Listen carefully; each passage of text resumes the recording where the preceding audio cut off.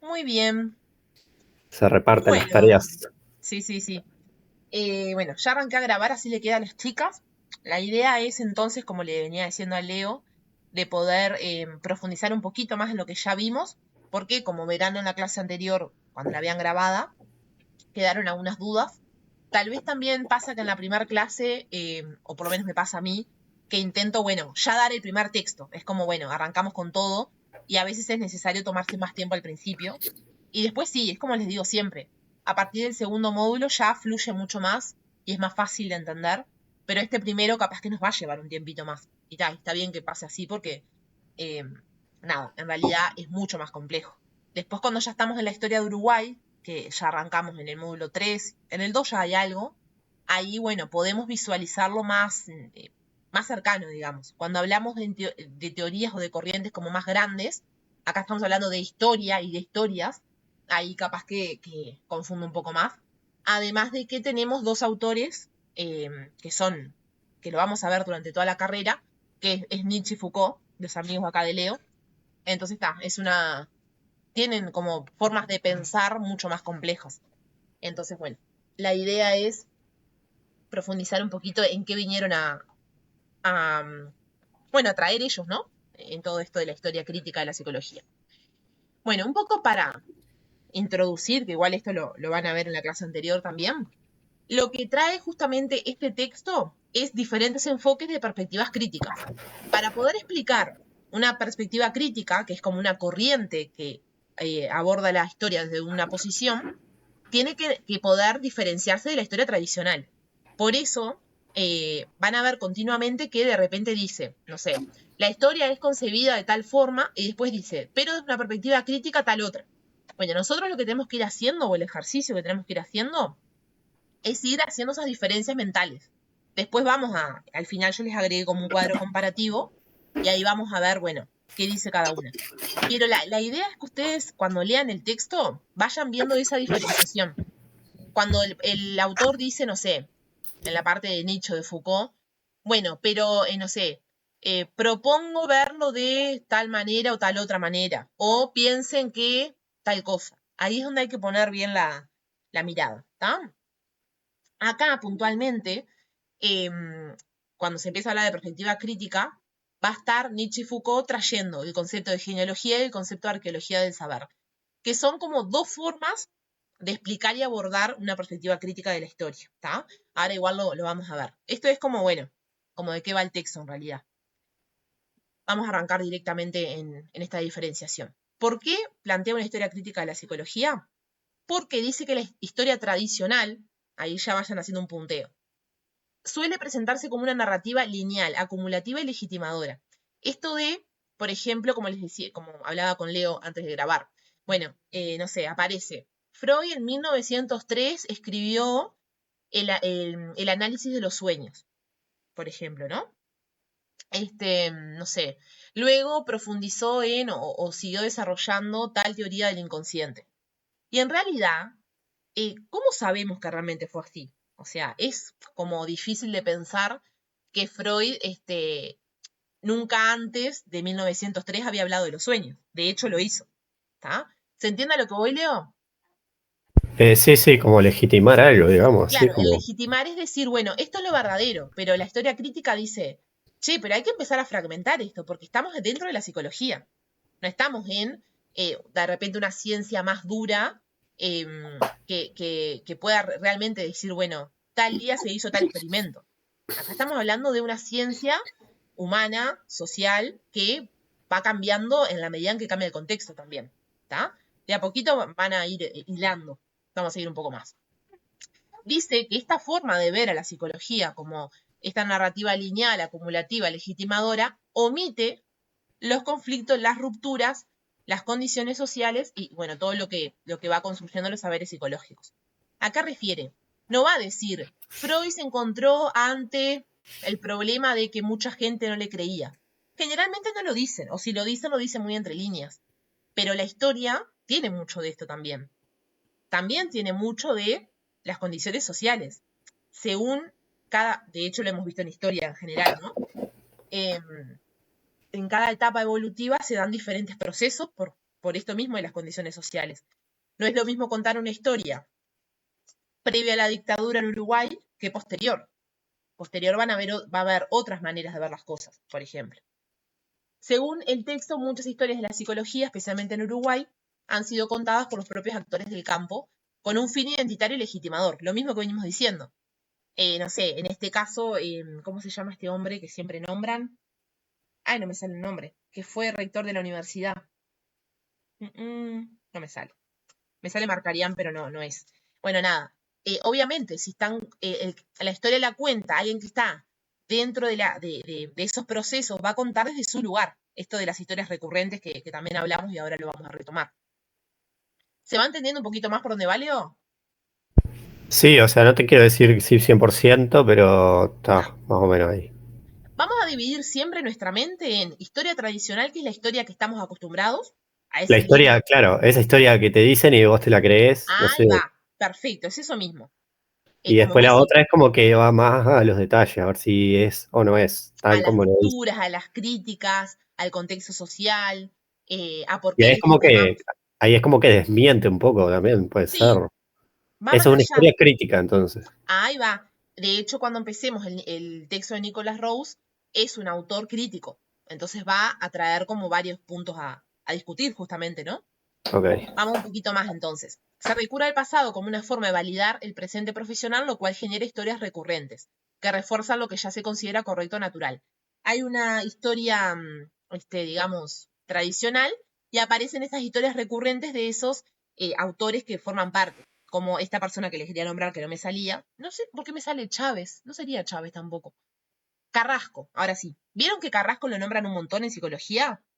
Bueno, él fue bastante importante, nosotros lo vamos a ver en Historia de la Psicología. Entonces, claro, es como que un libro que escriba Carrasco va a estar muy legitimado por lo que él vivió.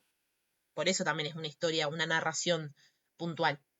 Una historia crítica no busca un origen puro ni una única verdad. Una historia crítica no busca decir, en 1903 escribió tal libro, ¿no? Sino que busca la verdad en esto de criticar. Bueno, ¿qué estaba pasando en ese momento? ¿No? Que da lugar a contar este tipo de historia. Cuestiona lo que se da por sentado, reconociendo que los conceptos, prácticas y verdades son construcciones históricas, o construcciones sociales también se les llama, ¿no? Para poner un poco esto más del contexto. Entonces, desde una historia crítica, ¿cuáles son las preguntas que se hacen? ¿Cómo se construyó lo que hoy entendemos por psicología? ¿No? Y es una pregunta que se responde muy ampliamente. ¿Qué saberes fueron legitimados y cuáles excluidos? No es casualidad que algunas cosas se cuenten y otras no. Como todo en la vida, hay cosas que uno omite contar. Y en las historias pasa eso. ¿Y qué roles jugó el poder en esa construcción? El poder es un concepto dentro de Nietzsche y Foucault que ahora más adelante lo vamos a ver o la próxima. ¿Ah? Entonces, las preguntas sobre la psicología, qué es, cómo se construye, cómo se aplica y valida, no tiene una única respuesta, sino que va a depender de marcos epistémicos, lentes que nos vamos a poner para ver la realidad y de cómo se mira esa historia.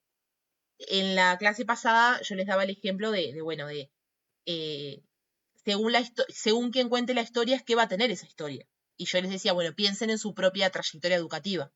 ¿Qué va a decir Leo de su trayectoria y qué va a decir otro compañero frente a lo mismo? Se dice que el campo de la psicología es como difícil no poder verlo desde una crítica, ¿no? Desde una historia crítica, porque es heterogéneo. Eso significa que hay un montón de objetos de estudio.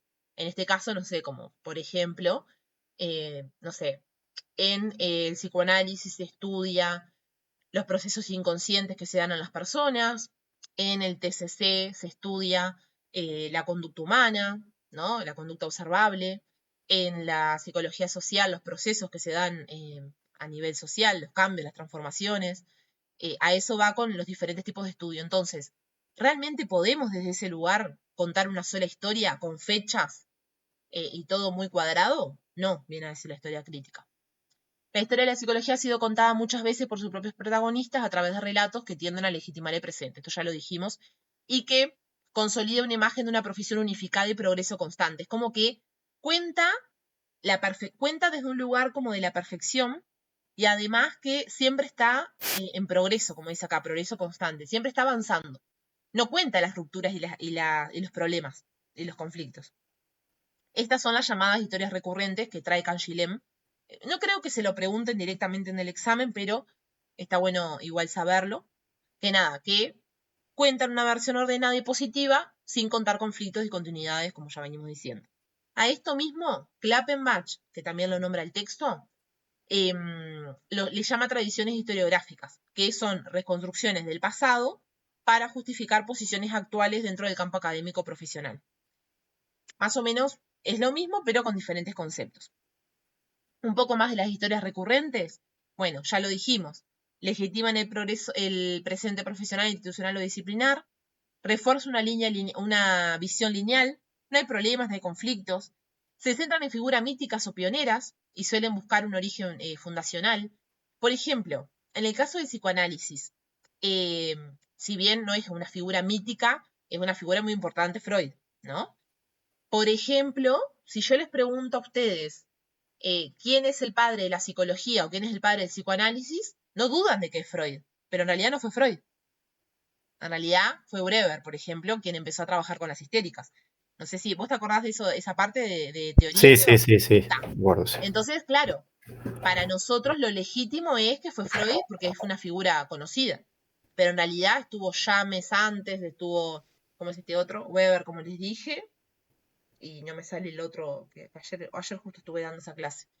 Entonces no está todo tan lineal y tan perfectito como lo cuentan. Bueno, ignoran y minimizan la pluralidad o la heterogeneidad, los debates, las condiciones sociales. Eso también es un poco más de lo mismo. ¿Qué más podemos agregar? Esto también tiene que ver con lo mismo. Esta parte no la voy a repetir porque ya lo vimos en la O clase sea anterior. que una historia tradicional es lo mismo que una historia recurrente, ¿no?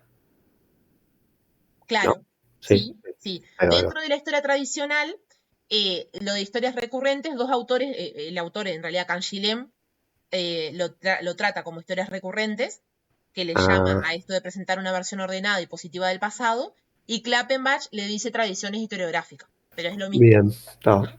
Digamos que hasta ahora, si decimos historia, está la historia tradicional y dos exponentes, es Canguilhem y Danzinger, perdón, y Klappenbach, y Sí. tenemos la crítica, que por ejemplo está Nicholas Rose, y también está Nietzsche y Foucault. ¿Y el Danzinger en qué está, digamos? Danzinger, ya te digo porque no sé qué Estaba dice ahí, acá. Sí. crítica. También propone una historia crítica, entender los conceptos de objetos psicológicos no como naturales, sino como construcciones humanas producidas por actores sociales en contextos históricos concretos. Ahí va. Lo importante de esto, más allá de ubicar a los autores, que está bueno, es también por lo menos ubicarlos en qué parte de la historia están, ¿no? Si están para el lado de lo tradicional o lo crítico. En este caso, hasta ahora es Canguilhem y Klappenbach como las tradiciones historiográficas y las historias recurrentes, y lo crítico Dan Singer, Nicholas Rose, que lo vamos a ver después, que va a traer también lo de Nietzsche y Foucault. ¿Está? Bien. Bien, esta parte les decía que no lo vamos a hablar de nuevo porque ya está en la otra clase. Básicamente son diferentes autores explicando cómo trabajan el pasado, cómo ven el pasado. Estaba como bastante bien explicado. Bien, vamos a ver un poco más. Van a ver en una parte del texto que aparece, eh, no me acuerdo bien cómo es el título, creo que igual está como acá, perspectiva crítica y genealogía, y va a traer la genealogía como una forma también de explicar ciertas cuestiones. Se dice que la psicología es un campo muy diverso y complejo, imposible de comprender desde una única mirada objetiva o universal, y Nietzsche advierte que la idea de un sujeto puro, que conoce la realidad sin sesgos, es una ilusión conceptual. Algo hablamos la vez pasada también de que si yo estoy, digamos, como investigador dentro de, no sé, estoy investigando procesos que se dan dentro de un hospital, pero soy doctor de ese hospital, voy a estar llena de sesgos. Sesgos son como desviaciones de mi atención. Eh, a ver, voy a estar, como yo vivo dentro de ese hospital trabajando, ya sé que, no sé, tal persona trata mal a los empleados. O sé que, no sé, las personas van generalmente a consultar por un tipo de problema. Entonces a lo que va esto es que es imposible pensar que no hay sesgos, ¿no? Sino que el historiador, en este caso, siempre va a ir como eh, lleno de conflictos en cierto punto, ¿no? Y va a ir a buscar lo que él quiere buscar, un poquito más adelante. Todo conocimiento es perspectivista, depende del punto de vista de las emociones y de los múltiples ojos con los que miramos un mismo fenómeno. Cuanto más perspectivas incorporemos, más rica y completa será nuestra comprensión.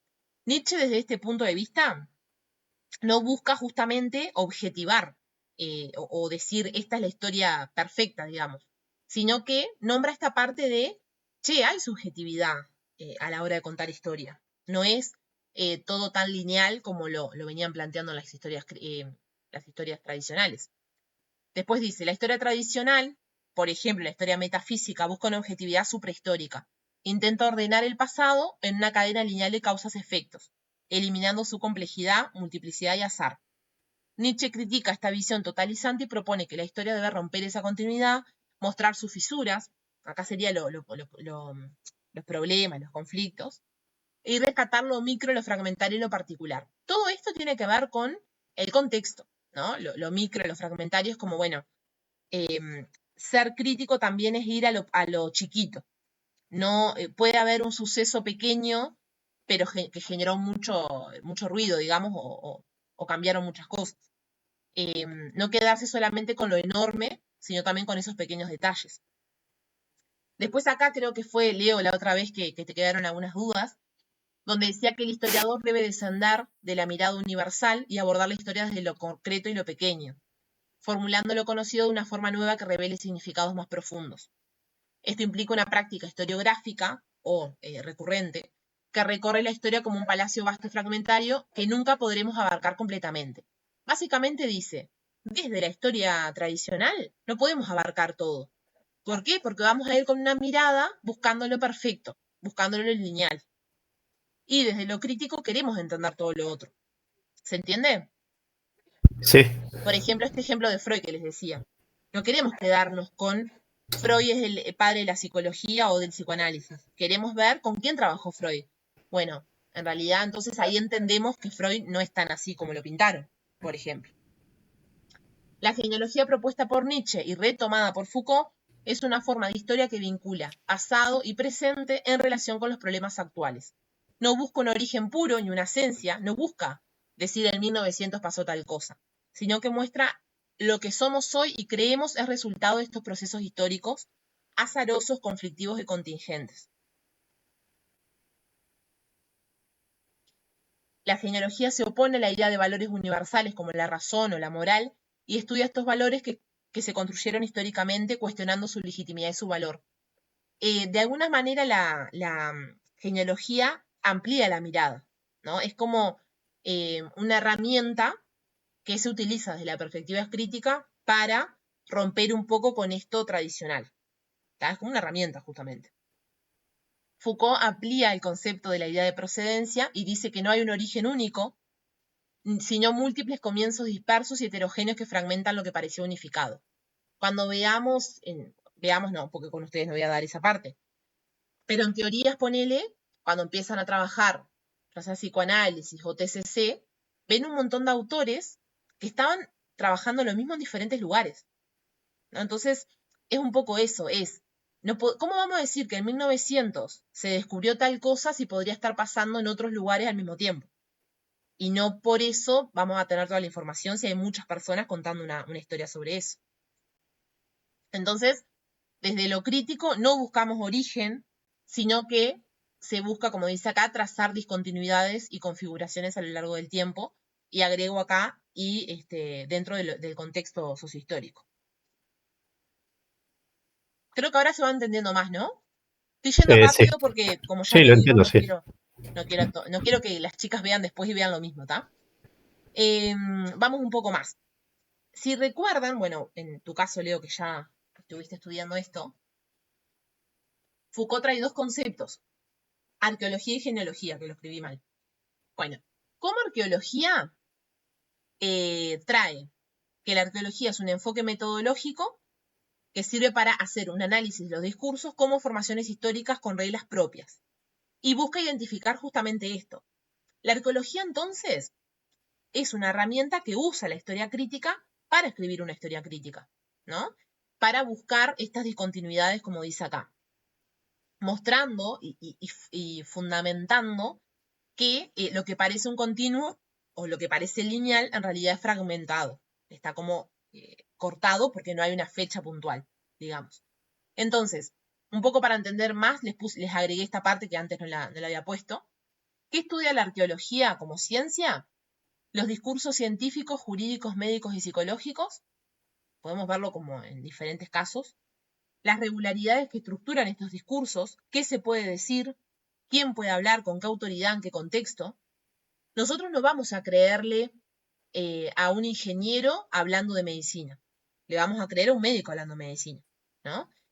No sé, dentro de lo jurídico también. Vamos a quedarnos con, no sé, en este caso, la mayor importancia jurídica en nuestro país va a ser la Constitución. Bueno, nos vamos a quedar desde ahí, no lo que diga tal abogado.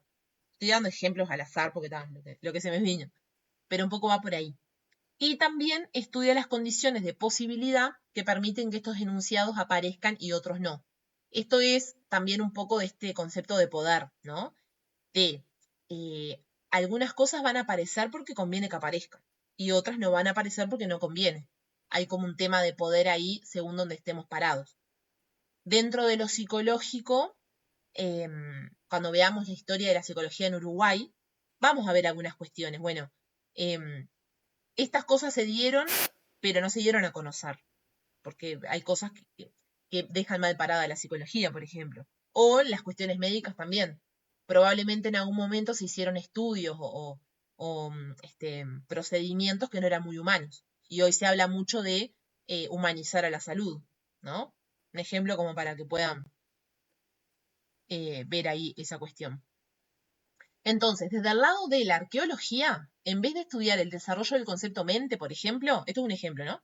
Como una idea que evoluciona naturalmente, Foucault propone investigar qué condiciones históricas, institucionales y discursivas permitieron que se empiece a hablar de la mente como objeto de conocimiento y con qué efectos de poder. Lo del poder igual lo vamos a dar más que nada con Nicholas Rose. ¿Se entendió un poco por dónde va lo de la arqueología? Sí, me quedó más o menos ahí. Ah, Yo como que el año pasado era como, no sé si capaz que era otro concepto igual, a ver. que hablaba como del presente. Sí, en realidad, a ver, es un enfoque metodológico, como les puse acá, y que busca en cierto punto conectar esto fragmentado que trae la historia tradicional y esto que vos decís de... ay, ¿qué dice? Perdón, se me había ido el coso. Esto que vos decís es que a partir de cómo ve el presente la arqueología, busca conectarlo con el pasado, ¿no? Algo así, A algo de partir eso de este me... proceso que se da hoy. Estoy pensando en algún ejemplo que se haya dado en Uruguay. Ujú. Sí, puede ser. Se me ocurre el tema de ya que está tan, es la- reciente el tema de los desaparecidos, ¿no? Sí, yo De estaba la pensando lo dictadura. mismo. Ahí va. Sí, Que arqueólogos trabajan en esto. Bueno, estaría claro. bueno como investigar hasta más la arqueología por dónde va, porque no es una ciencia de la que se habla mucho. Pero nada, es como, bueno, la arqueología puede ver qué pasa hoy y ahí se va haciendo preguntas, ¿no? Estas preguntas que les puse acá. Bueno, cuáles son los discursos científicos, qué regularidades se estructuran en estos recursos, qué se puede decir, quién puede hablar, qué autoridad, qué contexto. A eso, la arqueología va como partiendo todo y viendo toda su conexión, digamos. A la Pero hora, desde el presente, ¿no? desde el presente, ahí va, Pero desde no la sería como actualidad. no sería como una forma de validar el pasado. No, No, eso sería la historia tradicional. En este caso claro, es crítica. claro, estamos en lo crítico, es Si verdad. ahora vamos armando el mapa conceptual mental, ¿no? Si partimos la historia en dos partes, tenemos la visión tradicional y la crítica. Crítico, Y dentro de la crítica dijimos que teníamos varios autores, sí, entre ellos Foucault y Nietzsche. En este caso, la genealogía y la arqueología son formas de historia crítica eh, que trae Foucault en este caso. claro, Porque Nietzsche va a traer. claro, que busca como eh, romper, digamos, como esa verdad Ujú, tradicional, que nos hicieron creer siempre en todos los libros de historia, claro. no es ir más allá. Es como una epistemología, entre muy así, Es que a grandes rasgos sí, de hecho habla de episteme. Ahora, claro, ahora lo vamos a ver porque lo trae también. bien. Vamos un poquito más. Genealogía puse en vez de genealogía. Ustedes me van a entender. La genealogía es una forma de hacer historia crítica, como decíamos recién, es un instrumento, inspirado en el pensamiento de Nietzsche, que se propone. Acá, la genealogía, como les puse acá, van a ver que en el texto está así, de hecho. Primero está Foucault y después primero está Nietzsche y después está Foucault. Y después, cuando aparece Foucault, dice que se inspira en Nietzsche para decir esto de la genealogía, que se busca desnaturalizar lo que damos por obvio. Freud es el padre de la psicología, lo desnaturalizamos. Mostrar que lo que hoy parece necesario o verdadero es en realidad el resultado de luchas, accidentes, relaciones de poder y contingencias históricas. No sé, se me ocurre, por ejemplo, ¿no? Cada fecha que conmemoramos algo tiene una historia detrás, y a partir de cierto momento se dejó esa fecha. Se me ocurre el 8 de marzo, ¿no? Todo el mundo feliz de la mujer, feliz de la mujer, pero muy pocas personas van a leer como esa historia, ¿no? De por qué se conmemora ese día. Acá sería el resultado de luchas, por ejemplo. No busca el origen puro de las cosas, sino su procedencia, que sería una red compleja de transformaciones, rupturas, intereses y conflictos. ¿Qué estudia entonces? ¿Cómo se constituyen las verdades y los valores? Por ejemplo, ¿cómo ideas psicológicas se volvieron dominantes? ¿Por qué aceptó más las teorías cognitivo-conductuales que la teoría conductista, por ejemplo? Capaz que el conductismo se iba como quedando obsoleto en el camino. Por ejemplo, a través de la genealogía podríamos estudiar eso. Otra pregunta es, ¿qué relaciones de poder las sostienen? ¿Qué instituciones, normas, discursos y prácticas lo hicieron posible? Acá podemos ver, no sé, alguna cuestión donde la psicología trabaja en alguna institución. Después vamos a ver cuando la psicología empezó a trabajar en Uruguay, no sé, a través del Consejo del Niño, a través de aplicación de técnicas, un poco por ahí. Igual, cuando lleguemos a esa parte, vamos a ir conectándolo con esto, para que no quede suelto, digamos. Otra pregunta es, ¿qué fue lo excluido o silenciado en ese proceso? ¿Qué otros discursos o saberes quedaron marginados o legitimados? Va como a ver todo eso. La genealogía muestra que las verdades, los saberes y los valores no son naturales ni eternos, sino que son productos históricos cargados de poder. Nada es de casualidad.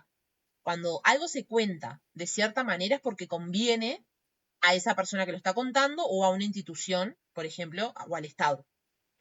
Nos invita a preguntarnos entonces cómo llegamos a ser lo que somos hoy y a abrir posibilidades para pensarnos y actuar de otro modo. Ay, se me fue. Bien, acá está buena esta idea también, de cómo se aplica. Una genealogía de la psicología no preguntaría simplemente cuándo nació la psicología como ciencia, porque no vamos a buscar desde lo crítico y desde la genealogía, no vamos a buscar una fecha. No nos importa eso, nos importa otras cuestiones. Como por ejemplo, cómo se construyó la idea de que el sujeto es un objeto de conocimiento. ¿Cómo llegamos a poner a una persona como objeto de conocimiento? Se dieron diferentes procesos. ¿Por qué ciertas formas de intervención sobre las personas, como los test, diagnósticos, tratamientos, se volvieron legítimas? Probablemente hubieron estudios que se hicieron que de alguna manera dijeron que era posible conocer a las personas y conocer las personalidades a través de esas herramientas. ¿Qué saberes se impusieron como científicos y qué otros se descartaron como irracionales, populares o peligrosos? Eso lo ven en fundamentos, ¿verdad, Leo? La parte filosófica. Sí, se da ahí.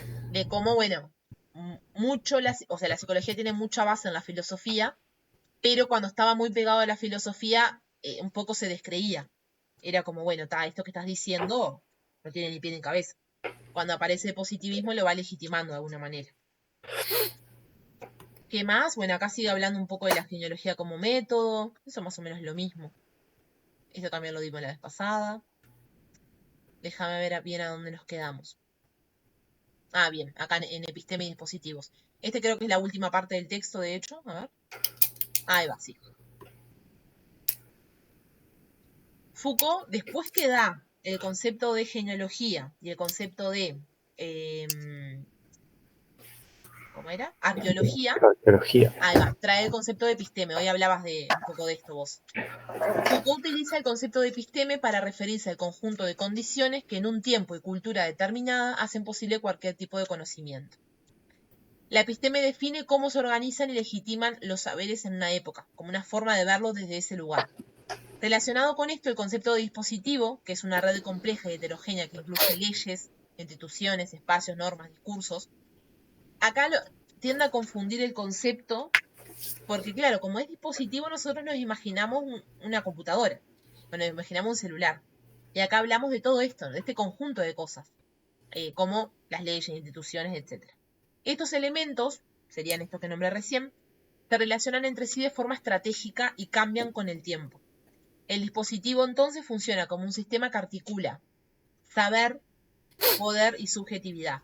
Todo esto está vinculado a cómo estos procesos nos van cambiando a las personas, por ejemplo, ¿no? No sé, algo que ponga en práctica. Si el Estado utiliza un saber para controlarnos, entonces está cambiando nuestra subjetividad.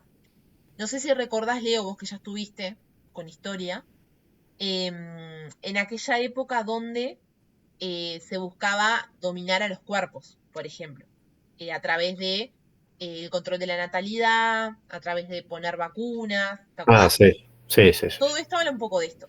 Se usa cierto saber para poder controlar los cuerpos y ahí nos van cambiando a nosotros, porque nos vamos adaptando a lo que el Estado necesita en ese momento o plantea como importante. ¿Qué más? Acá. Y sus relaciones son dinámicas, la relación entre dispositivos, porque están atravesadas por luchas y conflictos de poder. Ahí está como la parte crítica. Bueno, no es todo tan cuadrado de legitimar saberes, sino que hay conflictos y hay cuestiones que hay que analizar. Sobre el poder, Foucault rompe con la idea tradicional de que el poder es algo centralizado o represivo. Vieron que cuando hablamos de tener poder sobre alguien, hablamos de, bueno, una madre poniéndole penitencia a un niño, o hablamos de un proceso como jurídico, ¿no? No sé, alguien que el Estado no, el Poder Judicial manda preso a una persona que cometió un delito, y en realidad el poder, según Foucault, está disperso en muchas relaciones sociales, en múltiples relaciones sociales. El poder está en las instituciones, por ejemplo, una institución como DPS. Bueno, tiene el poder de tomar nuestros aportes, hacer girar ese dinero, generar más plata, digamos, y después hace lo que quiere con eso. O sea, después obviamente nos paga la jubilación, se supone. Pero tiene el poder como de usar parte de nuestro tiempo, porque el tiempo es plata, en cierto punto, ¿no? ¿Se puede considerar la escuela como un poder? Claro, no con la escuela como un poder, sino la institución como Cada escuela institución, ahí va. tiene el poder, por ejemplo, sí, De un saber, claro, o como de de- imponer un saber. No sé sí, si de imponer, pero como de. O en sea, realidad vamos a ver más adelante que la escuela es un dispositivo que busca manipularnos de alguna manera. Nos enseña lo que al Estado le sirve que nosotros sepamos. ¿Te claro, acordás claro, por que eso. le hablamos pila de eso? Sí, es una institución que tiene poder. Otra institución que tiene poder las instituciones de salud, ¿no? Yo necesito un gastroenterólogo y está en la institución darme la fecha. Entonces, obvio que tiene un poder sobre mí. Claro, Porque sí, yo sí. 2 meses esperando tengo que automedicarme. Ejemplo, no sé, cosas muy graves que pasan, ¿no? De gente, he visto muchas en este último tiempo, de gente que hace colectas para pagarse un tratamiento médico. Y vos Oh, decís, che, ¿no has visto ahí por ahí gente que tiene cáncer, alguna no. enfermedad grave? Ah, bueno, sí, sí, claro. Que Yo he visto buscan. una oleada de Sí, sí, sí. fulano está enfermo, necesita de todos nosotros, y yo Claro, ahí y me hacen requemo. rifas y hacen esto y hacen Claro, lo. y yo ahí me requemo porque digo, vos, es el Estado el que Claro. se tiene que encargar. Desde la Constitución está que tienen que encargarse de nuestra salud. Sin embargo, tienen el poder de negarnos algo y la gente tener que salir a nivel social a buscar esa... Sí, irse a otro Sí, país, por lo general, también, a operarse o exacto, tratamiento. exacto. Bueno, las leyes y normas obviamente que tienen un poder. Si yo no cumplo una norma de tránsito, me van a cobrar una multa. Bueno, todo eso es poder y está, como dice, disperso. No es que vemos algo como muy concreto. Hasta en la relación padre-hijos también hay poder, ¿no? Todo es poder. En la boca de Foucault todo es poder. Bueno, Aparte de las leyes, normas, instituciones, también están las prácticas cotidianas que moldean nuestros cuerpos, gestos, comportamientos. Acá hay una cuestión también social. No sé, nosotros no podemos estar en el trabajo con un comportamiento siempre confrontativo, porque nos van a echar. Si estamos todo el tiempo discutiéndole al jefe, ¿qué va a pasar? Tiene el poder de echarnos, por ejemplo. Entonces, hay algo que no se nos permite mucho. Esto de los gestos, del cuerpo, es muy cultural también. Es decir, que el poder nos constituye como sujetos, no solo nos domina. O sea que, olvídense acá en Foucault del poder como dice acá, represivo, sino que el poder que está en todos lados. Entonces, desde este lugar, los estudios genealógicos buscan entender cómo el saber, el poder y la formación del sujeto o la subjetividad están entrelazados en la historia. Todo lo que ha pasado en la historia hacen que hoy seamos como somos. ¿Ah? Por eso es lo importante de entender la historia, ¿no? Sea de la psicología o sea de cualquier otra cosa. Acá les dejé, esta diapositiva es nueva, pensando en Leito de que no entendía la diferencia. Vamos, vamos. Un poco la idea es eso mismo, ¿no? Esto estaría bueno que sea un cuadro, no lo pude hacer porque no me salió, soy muy básica con Canva, pero bueno, un poco va desde este lugar. Por ejemplo, si hablamos de la finalidad del relato histórico, desde la historia tradicional y la historia crítica, decimos, la tradicional de la historia crítica, la historia tradicional de la psicología busca legitimar el presente disciplinar, consolidando una imagen estable de la psicología como ciencia y profesión. Punto y coma, ¿no? Como hasta ahí. En cambio, las historias críticas tienen como objetivo, interrogar ese presente. Hoy hablamos de presente, ¿verdad, Leo? Desde la Sí. sociología. Analizando cómo se construyó y qué condiciones históricas lo hicieron posible. Ahí se ve la primera diferencia. Si nos paramos desde el tipo de relato, mientras que la historia tradicional se presenta como una narrativa lineal y progresiva, centrada en eventos fundacionales, en 1903 pasó tal cosa, y grandes figuras, Freud, Pavlov, no sé, Vygotsky, las historias críticas son fragmentarias, reconocen rupturas y se enfocan en las condiciones sociales, culturales, políticas que dan forma a la psicología. Por ejemplo, esto que hablamos recién del poder. Si hablamos desde cómo conciben a los objetos de estudio, en la tradicional los objetos de la psicología son considerados naturales, existentes previamente a su estudio, como la conducta, la percepción, la atención, todo eso. Y la historia crítica entiende que estos objetos son construcciones sociales, producidos en contextos concretos. Como hablábamos hoy, bueno, la historia que está contada por alguien depende mucho de en qué momento lo vivió.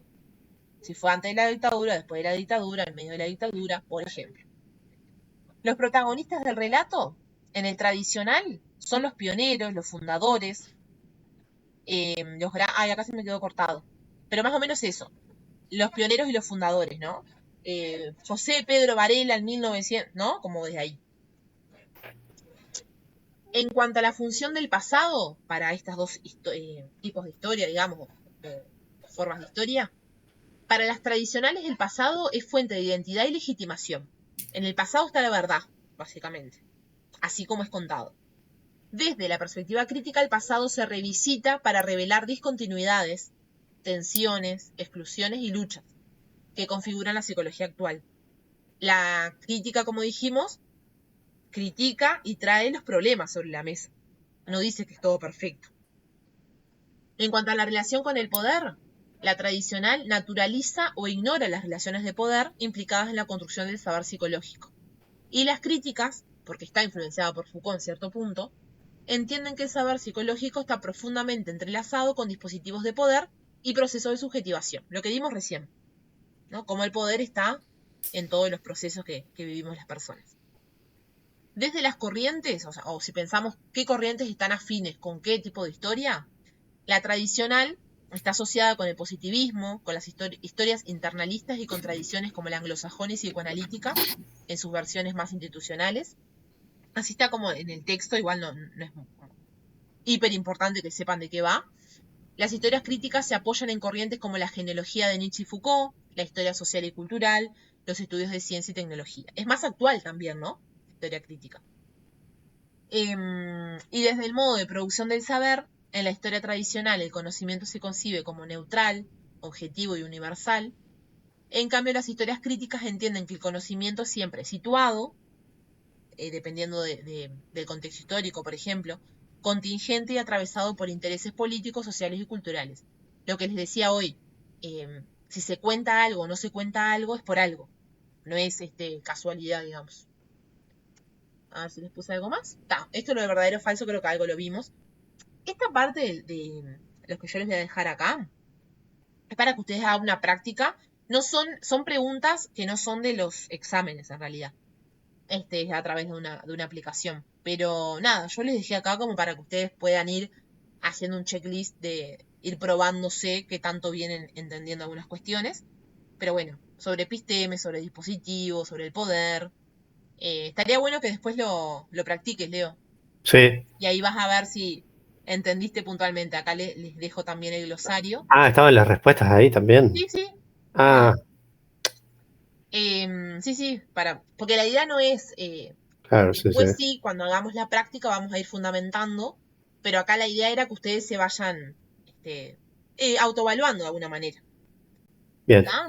Y después el glosario que les dejé también, que ya se les había mostrado, los conceptos mismos de acá, pero más en detallecito, digamos, más Bien. cortito. Yo tengo una pregunta. Lo recurrente estaba enganchado con lo crítico, ¿no? No, las historias recurrentes dijimos que eran las historias Tradicional. dentro de lo Ah, tradicional. ok, ahí me había entreverado. Sí, sí, en realidad sí. ¿Te acordás que estaba Canchilem Sí, Canguil y el otro. y Kappenblatt, que Sí, es. decía que eran tradiciones historiográficas? Pero en realidad es lo mismo. Por eso acá dice, por ejemplo, narrativas históricas que refuerzan y legitiman el presente. Todo lo que legitima el presente es tradicional, porque acordate que lo crítico busca romper con eso, Sí, no sí. busca legitimar, Bien. buscan contarlo como algo heterogéneo, no lineal, es bien diferente. Bien. La próxima, ya les dejo acá grabadito, pero les voy a decir después, vamos a dar el texto de Nicholas Rose. Por arriba, presten atención a, eh, bueno, las historias recurrentes las vamos a hablar, porque bueno, obviamente él es crítico y va a traer las historias recurrentes para poder problematizarlo. Después vamos a ver los factores, creo que es en la página 15 que arranca por ahí. Ah, los profesionales, los Ahí institucionales, va. eso, Económicos, algo de eso, ¿eh? profesionales, políticos, culturales, patriarcales. Ahí lo vamos a... Se puede bajar más a tierra a partir de esos conceptos. ¿Tá? Lo vamos a ver bien con ejemplos. Después, bueno, en esto de la construcción de lo psicológico, el concepto de fenomenotecnología o fenomenotecnia, es lo mismo. ¿Cómo se aplica todo esto a la psicología? Porque a veces, cuando hay tanto concepto así, es difícil bajarlo a tierra. La idea es en esta clase, obviamente, bajarlo y siempre poder explicarlo. Después los regímenes de la verdad también, el concepto de disciplinarización y de psicologización. Y sigo un poquito más que todavía no lo terminé. ¿Ah? Buenazo. Para que voy a dar corte acá.